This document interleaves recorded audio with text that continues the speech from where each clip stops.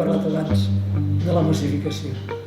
És a dir, ens fem la pregunta a vegades de dir on està, o sigui, quan sortirà l'aigua del vas, no? Quan haurem d'emplear tant el vas que sortirà l'aigua? Perquè de moment l'únic que estem fent és omplir el vas. No? Confiant que el vas es faci més gran. Exactament. És a dir, què és el que ha facilitat més la massificació en el turisme? Doncs el low cost. No per el preu, sinó perquè encaixava millor per les noves formes de practicar l'oci. Això és que utilitzava el concepte de democratització del turisme, no? Ah, exacte. Com a vegades el concepte de democràcia, que és un concepte polític, no? S'aplica amb el sector amb una llum d'esperança en aquell moment, que significava que molta gent tindria accés, no? Com un dret bàsic a poder gaudir de la seva vida amb lleure, no? I que en alguns llocs aquesta sobrefreqüentació de gent que hi va pot generar, no? un moviment advers, no? Precisament aquesta democràcia. No? Clar, perquè aquí hi ha estudis, hi ha inclús d'arquitectes dels anys 60-70, una arquitecta americana, Jane Jacobs, ja va estudiar les modificacions que s'estaven portant a terme en l'arquitectura de les ciutats. No? És a dir, aquí a Barcelona ara, per exemple, on hi ha queixes és en barris cèntrics, que hi ha hagut una desaparició de població, hi ha hagut una gentrificació, es diu, però bàsicament hi ha hagut una transformació del barri d'una manera que la gent sentia que perdia la personalitat. I per altre cantó, que l'arribada del turisme encaria els preus dels lloguers i de tot això. Però és que aquesta senyora, la senyora Jane Jacobs, que en el seu moment criticava aquests edificis que nosaltres ja recordem de l'època del franquisme, com Bellvitge i tot això. És a dir, això no porta, això trenca barris. És a dir, agafar un barri i dir el tirem a terra i ja el que farem és uns edificis supereducats perquè la gent hi estigui bé. En el Prat del Llobregat es va trobar, als gitanos els hi van oferir uns edificis de pisos i s'emportaven els burros al pis, perquè ells en aquell moment volien tenir el burro a casa. Oriol, llavors, no només per acabar el que volia dir, és que bàsicament el que hem de dir és que els teixits urbans han de ser per ser viscuts, no poden ser per ser exposats, que és el que moltes vegades la massificació turística planteja. I això ve de l'estudi de lo que és l'autenticitat i la no autenticitat. L'autenticitat és estar aquí o anar a la cuina com cuinen. Si vas a la cuina com cuinen hauràs de fer una precuina per a preparar les coses de la cuina com cuina. I cada vegada t'aniràs ficant més en l'espai íntim del col·lectiu. I aquest és el tema. És un dilema, és un tema difícil i molt complex de poder entendre, més en una ciutat com Barcelona on els canvis a nivell turístic han sigut tan grans, no? És a dir, l'any 91 Barcelona tenia 3,7 milions de turistes allotjats en hotels i el 2016 en tenia 19, només en hotels. Si sumem habitatges d'ús turístic, apartaments, albergs, ens anem al voltant d'uns 30 milions de pernoctacions, 32 milions de pernoctacions. No?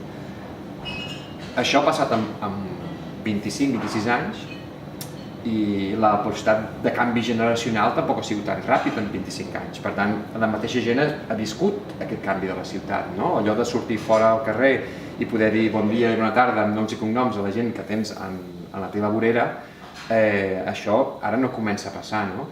I per tant, està bé que fem aquesta reflexió històrica endarrere perquè ens trobem una mica l'explicació del que som, de la identitat que tenim, però també hauríem de pensar de cara a un futur, no? En el cas de Barcelona, de quina Barcelona volem, no? Perquè estem a nivell turístic, ens han acceptat jugar amb unes altres ciutats que per superfície, per característiques, per capitalitat i per megalòpolis que són, no tenen molta cosa a veure amb Barcelona, no? Com parlem de París, Nova York, Londres, no?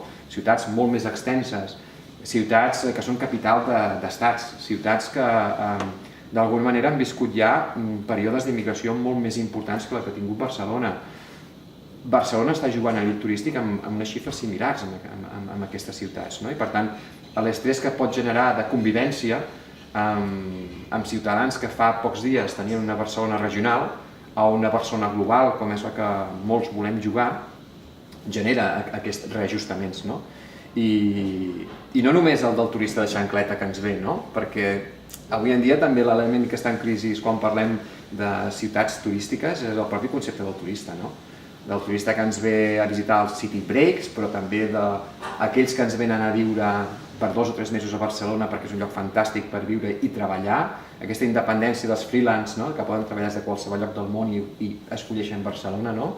Aquella gent que ve per fer negocis a la ciutat, no? És tot un ventall de diferents tipus de turistes o de visitants que ens venen a la ciutat que també d'alguna manera formen part de l'àmbit de la ciutat, no? I a mi m'agrada molt i escolto molt quan des de la universitat s'estimula a parlar de la cocreació turística, de la creació de nous productes, de la convivència, que és una paraula que l'haurem d'entomar amb molta més força que la que hem fet ara. És a dir, no tenim més camí a recórrer en destinacions com Barcelona, saber que si el turisme hi és i hi serà, i a més a nivell de volum de turistes jo crec que creixerà perquè les ciutats són imants d'atracció de gent de tot tipus, i per tant en aquest context no ens queda altra alternativa que poder aprendre entre nosaltres, els que vam néixer aquí, però també els que ens han vingut a veure, per veure com entre nosaltres ens fem aquests espais, no?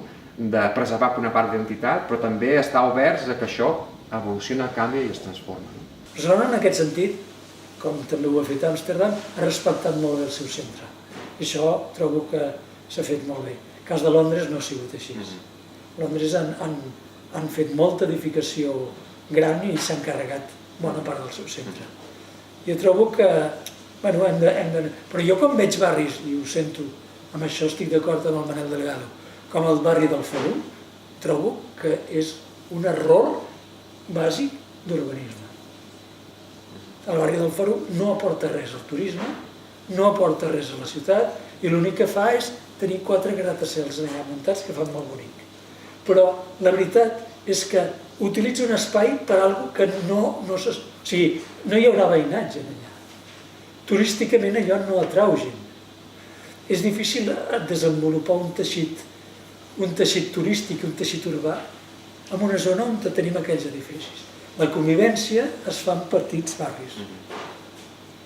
I Sant Andreu, Poble Nou, vosaltres que esteu a tota la província, en coneixeu molt més. Sí, de fet, aquest concepte de la província, que ja fa els últims anys que dialoga una mica amb la ciutat, amb el tema de dir anem a intentar, d'alguna manera, per intentar donar resposta també a aquest fenomen de massificació turística d'alguns llocs de la ciutat, d'intentar fer aquest concepte, de fer el vas més gran, que dèiem abans, i per tant aquesta destinació a Barcelona que no sigui aquests llaços d'atractius turístics del centre de la ciutat, sinó que sigui una cosa una mica més oberta, per intentar que la pròpia ciutat agafi més aire i per tant un dels principals problemes, que és la mobilitat turística, d'alguna manera es pugui gestionar d'una forma més ampliada.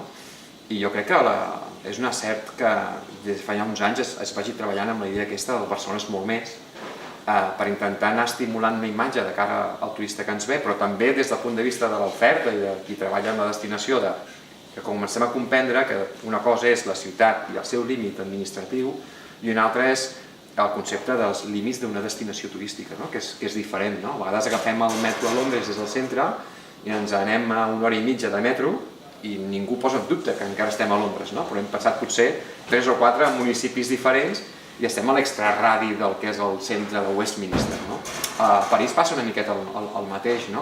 Per tant, aquesta és una mica la idea de dir això per mi és un benefici mutu, perquè per la ciutat té aquesta necessitat de créixer des del punt de vista de territori, una dimensió de territori més ampli, i per tant això beneficia uns nous nodes turístics que estan al voltant de la ciutat que reben, en aquest cas, més activitat turística i que tenen un atractiu prou important per ser valedors d'aquestes visites i, per altra banda, que la ciutat de Barcelona o ara la destinació de Barcelona es puguin vendre al món no només amb city breaks i turisme cultural i gastronomia, sinó amb ecoturisme, amb sortides a la natura, amb enoturisme i turisme de vi, no? Amb gastronomia, amb platja, amb modernisme més enllà de la ciutat. Es fa l'imaginari de Barcelona al món, amb aquesta col·laboració es fa molt més gran.